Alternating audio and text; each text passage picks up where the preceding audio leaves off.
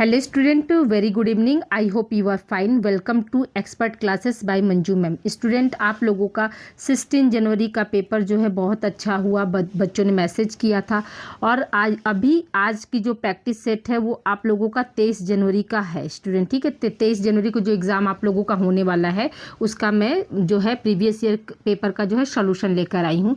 तो कौन से क्लास की मैं बात करें तो जो बच्चे हमारे BA या BSc ठीक है 5वें सेमेस्टर होम साइंस लिए हैं उनका ये आज जो है सेकंड पेपर का मॉडल पेपर. तो देखिए यहाँ पर क्या है, आप लोगों का सेकंड पेपर का नाम क्या है स्टूडेंट.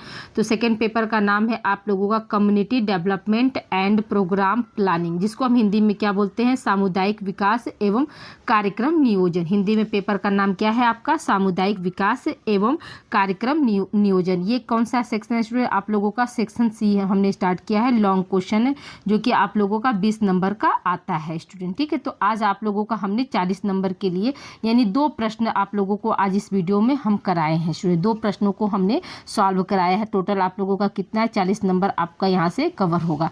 तो देखिए यहाँ पे क्या है, गृह विज्ञान प्रसार शिक्षा के सिद्धांतों का सविस्तार उल्लेख कीजिए. तो देखिए गृह विज्ञान प्रसार शिक्षा के सिद्धांत क्या है स्टूडेंट, तो निम्नलिखित है.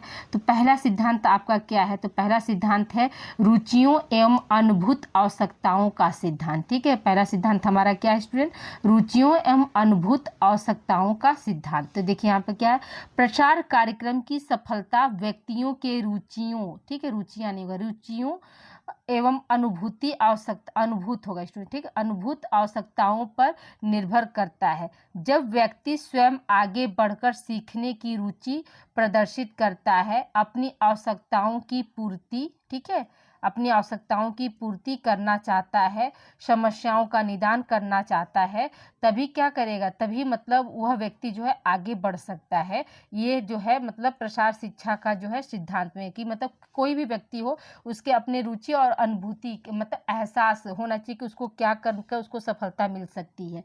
ठीक है, तो पहला सिद्धांत आपका उस पर हो गया. दूसरा क्या है आपका स्वैच्छिक शिक्षा का सिद्धांत. ठीक है, स्वैच्छिक शिक्षा का सिद्धांत का मतलब क्या हुआ कि जो प्रसार शिक्षा है वह स्वैच्छिक शिक्षा के सिद्धांत पर आधारित है. स्वैच्छिक का मतलब क्या हुआ स्टूडेंट कि अपनी इच्छा से. ठीक है, अपनी इच्छा, जैसे आप अपनी इच्छा से पढ़ना चाहते हैं तभी तो हम पढ़ाते हैं. तो वही चीज़ है कि लोगों में सीखने की चाहत स्वयं होनी चाहिए ना, स्वच्छ नहीं होगा स्टूडेंट यहाँ पर, स्वयं. ठीक है, स्वयं होनी चाहिए या स्वच्छ होनी चाहिए. ठीक है, दोनों हो सकता है. लोगों में सीखने की चाहत क्या होनी चाहिए, स्वच्छ या स्वयं होनी चाहिए. दबाव में आकर न तो व्यक्ति सीखता है, ठीक है यहाँ पर सीखता है, और न ही सीखने का प्रभाव दीर्घकालिक वह अस्थायी रहता है. ठीक है, तो यानी कोई भी काम हम प्रेक्षण में किसी भी बच्चे से नहीं करवा सकते हैं. अगर किसी को सीखने की अगर लालसा है तो वो क्या है, वो अपनी स्वेच्छा से सीख सकता है, जबरदस्ती नहीं. ठीक है, तो ये क्या है दूसरा सिद्धांत हो गया आपका.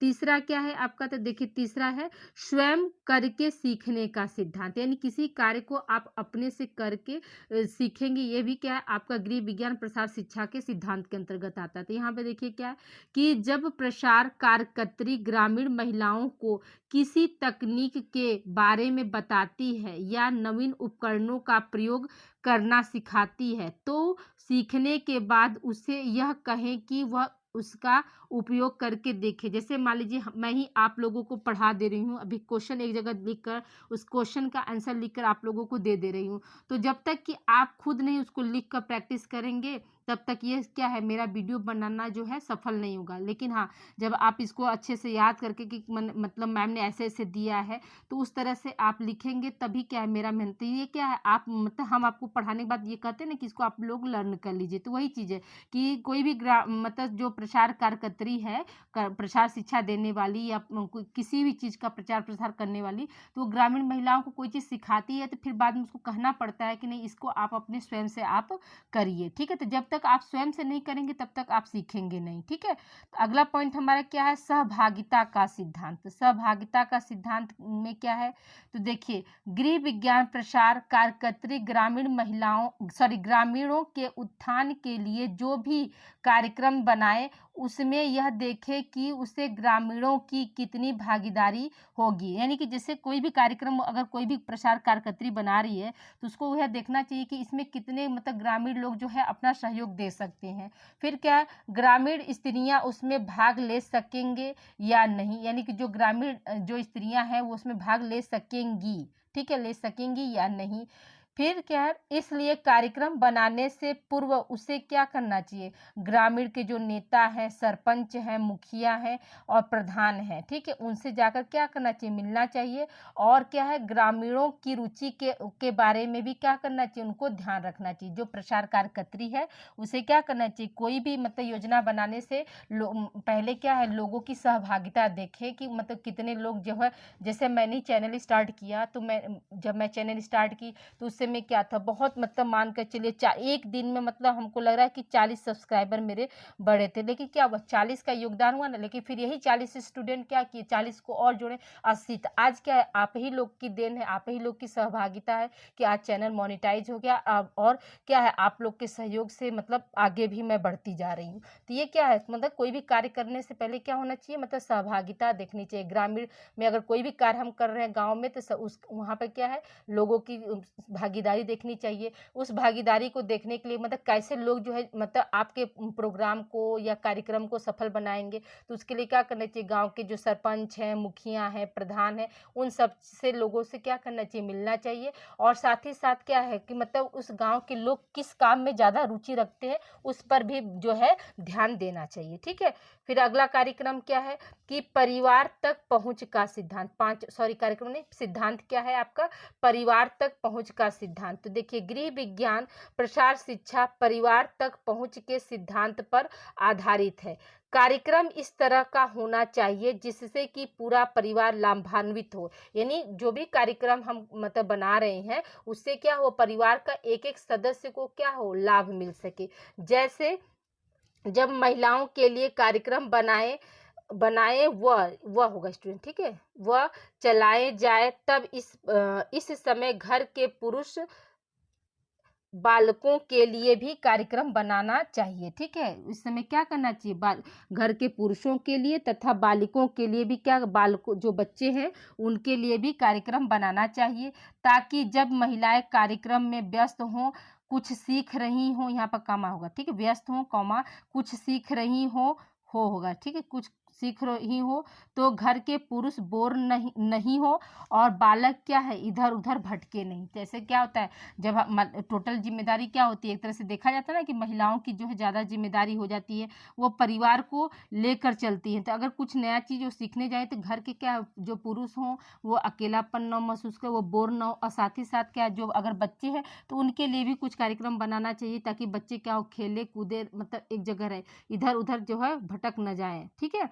इस चीज़ का भी ध्यान देना चाहिए। फिर क्या है आपका छठवां सिद्धांत क्या है, अनुभव जानने का सिद्धांत, ठीक है, अनुभव जानने का सिद्धांत। इसमें क्या है, प्रसार कार्यकर्ता को केवल अपनी बात ग्रामीणों को बताना ही नहीं चाहिए और न ही उन पर बातों को अपनाने के लिए दबाव डालना चाहिए, ठीक है। और फिर क्या है, नहीं उन पर थोपना चाहिए। देखिए यहाँ पे क्या है, यहाँ पर क्या कह रहा है, मतलब आपका ये सिद्धांत ये कह रहा है कि जो प्रसार कार्य करता है वह क्या है, अपनी बातों को मतलब टोटल जो है ग्रामीण को बताए ना, उनको मानने के लिए मजबूर न करे, अपनी बातों को थोपे ना, बल्कि क्या करना चाहिए, बल्कि उनके अनुभवों को जानना चाहिए, ठीक है। अनुभव का मतलब क्या है कि ग्रामीण लोग क्या चाहते हैं, ठीक है, उनके अनुभव को उनको सीखना चाहिए। फिर क्या है, उससे सीख लेनी चाहिए। ग्रामीण महिलाएं अनपढ़ अवश्य होती हैं मगर क्या है, बेवकूफ़ नहीं होती हैं। उन्हें कई चीज़ों का, ठीक है, ज्ञान होता है,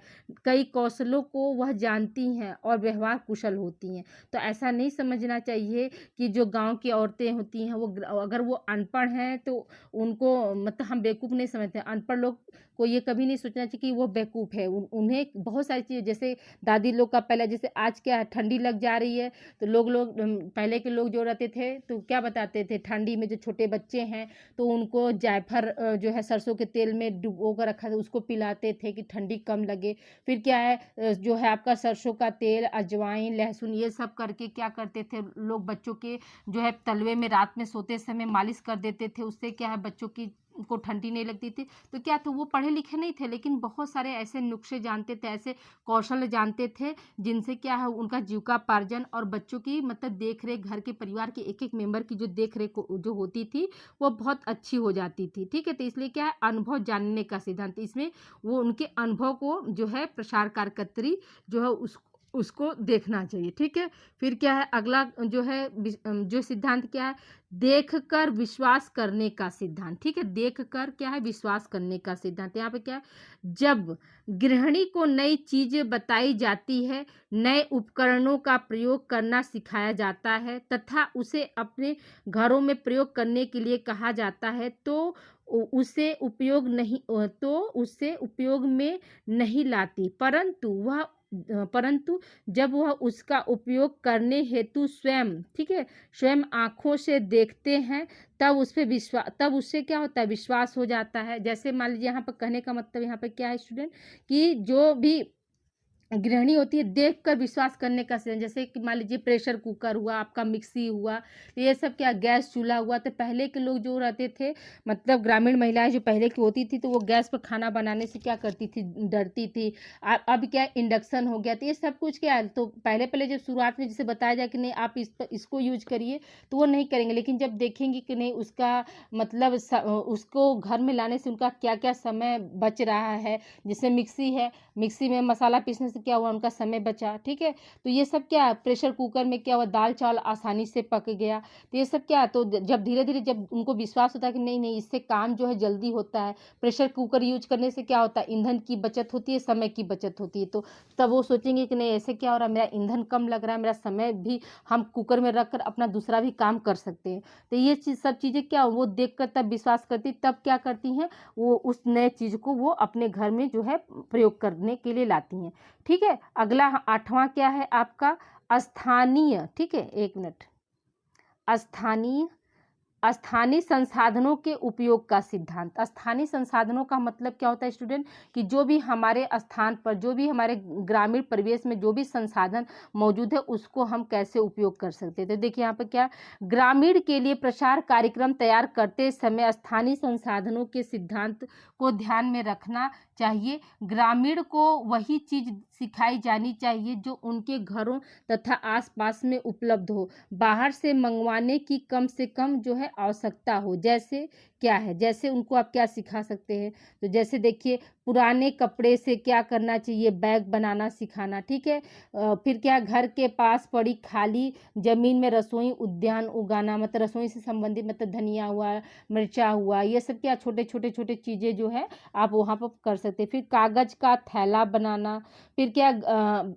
बनाना यहाँ पर, फिर घर के अनाज दालों से सजावटी सामग्री बनाना इत्यादि। तो ये सब क्या, ये सब आपका क्या है, उनके घर में मिल जाएगा, तो उससे क्या होगा, उससे उनका समय भी बचेगा प्लस पैसा भी बचेगा। तो ये सब चीज़ों को क्या करना चाहिए, ये सब चीज़ों को प्रसार कार्यकर्ता को ध्यान में रखना चाहिए। ठीक है, अगला हमारा पॉइंट क्या है आपका, प्रशिक्षित विशेषज्ञों का सिद्धांत। ठीक है, अगला क्या है आपका, प्रशिक्षित विशेषज्ञों का सिद्धांत, यानी गांव में महिलाओं को सिखाने के लिए प्रशिक्षित विशेषज्ञों की सहायता लेनी चाहिए।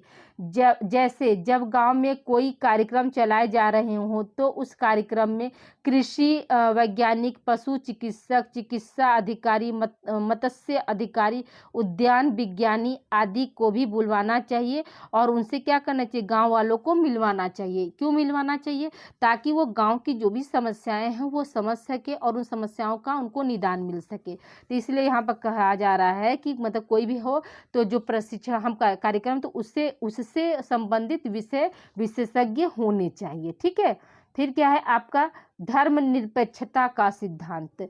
तो गृह विज्ञान प्रसार शिक्षा कार्यकर्त्री किसी विशेष जाति, वर्ग, धर्म या संप्रदाय से जुड़े ग्रामीणों के लिए कार्य नहीं कर सकती है। ठीक है, यहाँ पर क्या है, गृह विज्ञान प्रसार शिक्षा कार्यकर्त्री जो होती है किसी विशेष जाति, यहाँ पर कॉमा होगा, वर्ग, धर्म या संप्रदाय से जुड़े ग्रामीणों के लिए कार्य नहीं कर सकती हैं। उनका एक ही उद्देश्य होता है। क्या उद्देश्य होता है उनका, तो देखिए महिलाओं का सर्वांगीण विकास हो, चाहे वह किसी भी जाति, धर्म, संप्रदाय, ठीक है, जाति कॉमा हो जाएगा, फिर धर्म कॉमा संप्रदाय या वर्ग की क्यों न हो। तो यहाँ पे क्या जाति विशेष, धर्म विशेष या संप्रदाय विशेष या वर्ग विशेष पर उनको क्या है कार्य नहीं करना है, उनको एक समान रूप से कार्य करना है। ठीक है, फिर क्या है 11वां आपका क्या है स्टूडेंट, तो देखिए 11वां है आत्मनिर्भरता का सिद्धांत।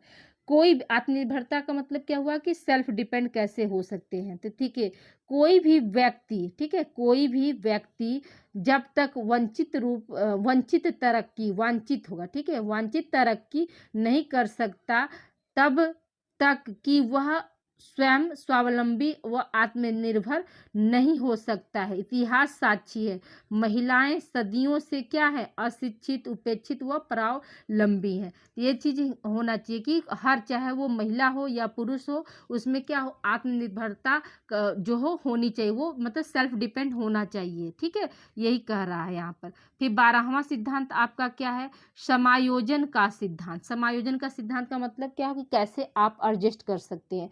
तो गृह विज्ञान प्रसार शिक्षा का प्रसार कार्यकत्री को समायोजन के सिद्धांत का समायोजन को ध्यान में भी रखना जरूरी है। उसे ग्रामीण वातावरण में रहकर उन्हीं ठीक है, उन्हीं होगा यहाँ पर, ठीक है, उन्हीं की परिस्थितियों एवं संसाधनों को ध्यान में रखकर कार्य करना चाहिए। उसे स्वयं को बहुत अधिक ज्ञानी एवं विवेकी नहीं समझना चाहिए। ठीक है, और न ही उसे क्या है अधिक दिखावा मतलब करना चाहिए। तो यहाँ पे क्या है समायोजन का सिद्धांत का मतलब क्या हुआ कि जो भी प्रसार कार्यकर्त्री है उसको क्या है समायोजन को ध्यान में रखना चाहिए। ग्रामीण का जो भी परिवेश उसे मिल रहा है उस वातावरण में ढलकर उन्हीं की परिस्थितियों में, उन्हीं के संसाधनों में रहकर जो है कार्य को प्रारंभ करना चाहिए। बहुत अधिक उसको मतलब दिखावा नहीं करना चाहिए, बहुत अधिक मतलब ज्ञानी नहीं बनना चाहिए। इस सब चीज़ों से क्या है उसको बचना चाहिए, वरना अगर वो बहुत अधिक दिखावा करेंगी, बहुत अधिक ज्ञानी बनेंगी तो जो प्रसार कार्य का जो कार्यक्रम है वो क्या होगा, वो सक्सेसफुल नहीं हो सकता। क्योंकि गांव के जो लोग होते हैं वो मतलब बहुत ही जैसे शिद्दत से हर चीज़ को काम को करना पसंद करते हैं। जो दिखावटीपन होता है वो क्या होता है उनसे जो है वो दूर रहना पसंद करते हैं। तो देखिए ये आपका जो है 12 सिद्धांत हो गया। ठीक है, टोटल हमने कितने बताए स्टूडेंट, आप लोगों को 12 सिद्धांत हमने बता दिया। तो आप चाहेंगे तो एक मतलब पहले ही क्या करिए 1 2 3 4 जो भी 12 सिद्धांत एक साथ लिख लीजिए, फिर उसमें से 5 या 6 सिद्धांत को क्या करेगा आप डिफाइन कर दीजिएगा। क्योंकि देखिए समय का अभाव रहेगा। अगर 12 को आप मतलब डिफाइन कर सकते हैं तो अति उत्तम, और नहीं तो आप मान लीजिए 12 सिद्धांत को एक जगह लिख कर फिर क्या करेंगे कम से कम 6 या 7 सिद्धांत को आप जिस तरह से हमने लिखा है उस तरह से आप डिफाइन कर देंगे, उसको लिख देंगे। तो आपको 20 में से 18 या 19 नंबर आपका कहीं नहीं गया स्टूडेंट। इस तरह से आप लिखेंगे तो 20 में से 18 या 19 आप यहाँ पर जो है मार्क्स गेन कर लेंगे। ठीक है, अब आइए दूसरे प्रश्न की ओर बढ़ते स्टूडेंट। देखिए दूसरा प्रश्न हमारा क्या है, ग्रामीण महिलाओं तथा बच्चों के लिए चलाए जा रहे कल्याणकारी कार्यक्रमों के बारे में लिखिए। तो देखिए यहाँ पे क्या है, महिलाओं तथा बालिकों या बच्चों, बालिकों होगा नहीं तो बालकों लिख लीजिएगा, बालिकों नहीं होगा। ठीक है, बालकों के लिए कल्याणकारी कार्यक्रम जो है निम्नलिखित है। पहला क्या है आपका ग्राम सेविका। तो ग्राम सेविका क्या है स्टूडेंट, तो देखिए इस कार्यक्रम को ग्राम सेविका या ड्वेकरा कहते हैं। ठीक है, ग्राम सेविका या क्या कहते हैं ड्वेकरा कहते हैं। कई जगहों पर इसे ग्रामीण महिला बाल विकास कार्यक्रम भी कहा जाता है। क्या है स्टूडेंट, ग्रामीण महिला बाल विकास कार्यक्रम भी कहा जाता है। यह कार्यक्रम समन्वित ग्रामीण विकास कार्यक्रम, जिसको हम क्या बोलते हैं इंग्लिश में इंटीग्रेटेड रूरल डेवलपमेंट प्रोग्राम यानी IRDP की, ठीक है, की एक उप योजना के रूप में 1982 ईस्वी में देश के 50 जिलों में चलाया गया था। ठीक है, ड्वेकरा जो है किस सन में चलाया गया, तो आप क्या याद रखेंगे कि 1982 ईस्वी में जो है ड्वेकरा चलाया गया था। और कितने जिलों में, तो 50 जिलों में। इसका प्रमुख उद्देश्य या लक्ष्य ग्रामीण महिलाओं को स्वरोजगार का साधन उपलब्ध करवाना है, जिससे वह अपने अर्थोपार्जन, देखिए यहाँ पर जो है गलत हो गया है, अर्थोपार्जन ये थोड़ा सा आप लोग बना लीजिएगा। ठीक है, या आर्थिक स्थिति को क्या अर्थोपार्जन करके अपने जीवन को सुखी बना सके एवं क्या है, एक मिनट एवं राष्ट्र के विकास में क्या है, योगदान कर सके। ठीक है, तो अर्थोपार्जन यानी धन कमा सके और क्या कर सके, जो है राष्ट्र में अपना योगदान दे सके। अब देखिए जो है ड्वेकरा का क्या उद्देश्य है। ठीक है, ड्वेकरा या ग्राम सेविका का क्या उद्देश्य है, तो देखिए समन्वित ग्रामीण विकास कार्यक्रम के सभी लाभों को सीधे ही ग्रामीण स्त्रियों तक पहुंचाना। पहला क्या मतलब पहला नहीं सॉरी इसका मुख्य उद्देश्य क्या है, तो ड्वेकरा का मुख्य उद्देश्य है या प्रमुख उद्देश्य क्या, समन्वित ग्रामीण विकास कार्यक्रम के कार्यक्रम के सभी लाभों को सीधे क्या है, ग्रामीण स्त्रियों तक पहुंचाना। अर्थात क्या है, अर्थात ग्रामीण स्त्रियों का सर्वाधिक विकास करना, या यहाँ पर हो जाएगा सर्वांगीण होगा स्टूडेंट। ठीक है, सर्वांगीण विकास करना। जैसे क्या है, जैसे या उन्हें शिक्षित करना, स्वरोजगार उपलब्ध कराना, प्रशिक्षण देना, उत्तम स्वास्थ्य हेतु चिकित्सा सेवाएं उपलब्ध कराना, धूम्र रहित चूल्हे पर खाना पकाने के लिए क्या करना चाहिए, प्रेरित करना, शौचालय की व्यवस्था करना।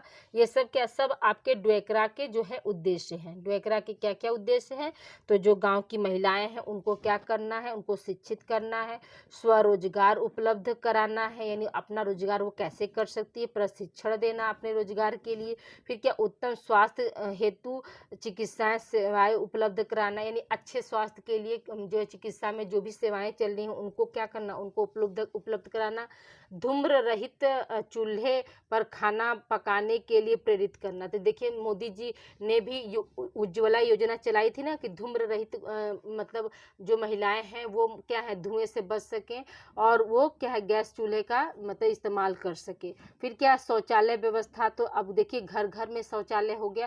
तो ये सब क्या, सब आपके ड्वेकरा का जो है, ड्वेकरा का ही उद्देश्य था। ठीक है, अब देखिए दूसरा कार्यक्रम क्या है आपका, दूसरा कार्यक्रम है समन्वित बाल विकास योजना। ठीक है, क्या है, समन्वित बाल विकास योजना, या इसी को दूसरे नाम से हम क्या बोलते हैं, समेकित। ठीक है, याद रखिएगा, समेकित बाल विकास योजना, समन्वित या समेकित बाल विकास योजना, जिसको हम इंग्लिश में क्या बोलते हैं, इंटीग्रेटेड चाइल्ड डेवलपमेंट स्कीम। याद रखिएगा, इंटीग्रेटेड चाइल्ड डेवलपमेंट स्कीम। अब देखिए इसके बारे में हम पढ़ते हैं कि जो समेकित बाल विकास योजना है या समन्वित बाल विकास योजना है वो क्या है। तो देखिए भारत सरकार में स्कूल व पूर्व बालकों एवं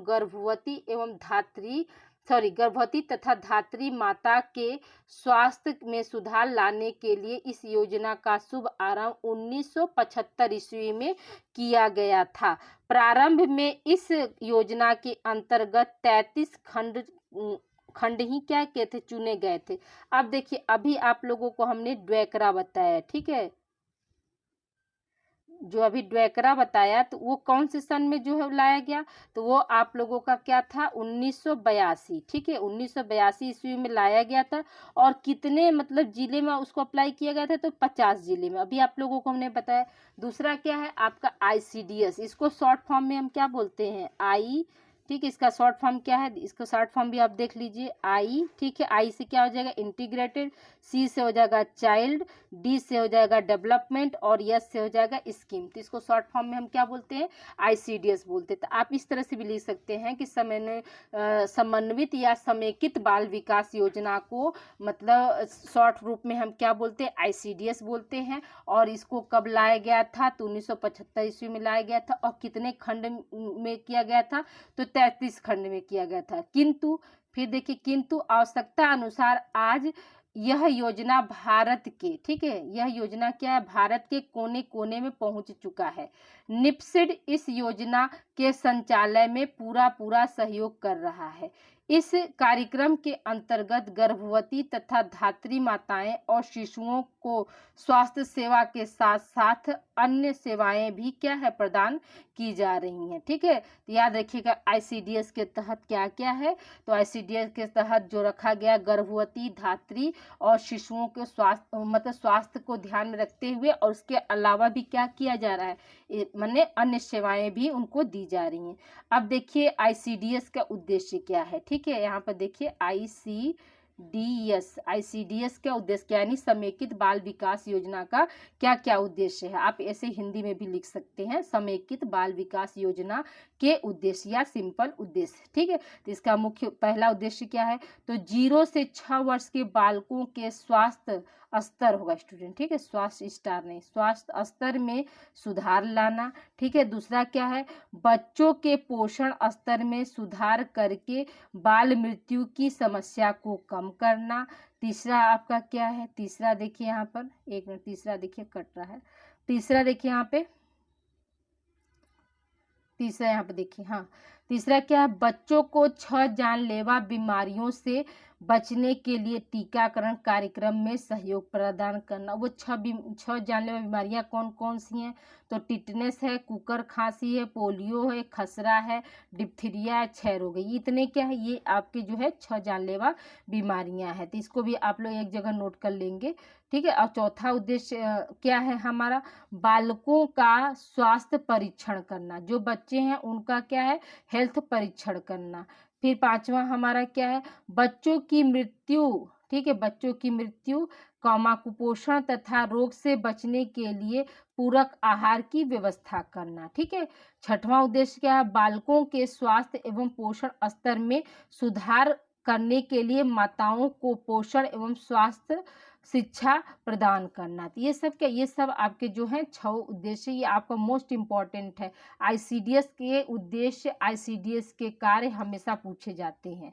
ठीक है, तो इन 6 को आप लोग जो है अच्छे से लिख लीजिएगा, वीडियो को रोककर अच्छे से आप लोग इन 6 उद्देश्य को अच्छे से याद कर लीजिए। ठीक है, अब देखिए इसके कार्य क्या क्या है स्टूडेंट, तो कार्य देखिए, आपका पहला कार्य क्या है, टीकाकरण है, दूसरा है पूरक आहार, तीसरा है स्कूल व पूर्व अनौपचारिक शिक्षा, और चौथा क्या है, पोषण एवं स्वास्थ्य शिक्षा, और पांचवा क्या है, प्रशिक्षण।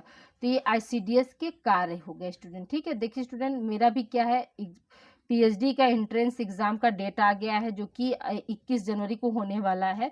तो कल मैं हो सकता है कि एक आध वीडियो और आप लोगों को मैं दे दूं, ठीक है, नहीं तो फिर आप लोगों को एक क्लास जो है आप लोगों को अब 22 तारीख को मिलेगा।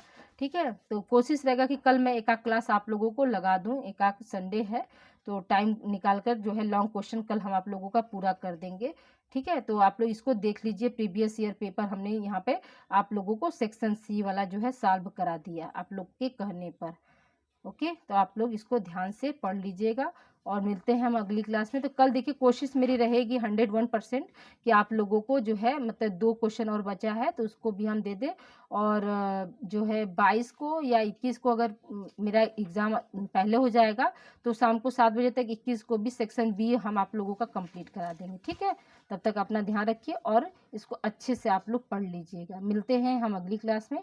थैंक यू फॉर वॉचिंग, और प्लीज़ वीडियो को लाइक कीजिए और कमेंट करके ज़रूर बताइए कि आपको आज की क्लास कैसी लगी। Thank you.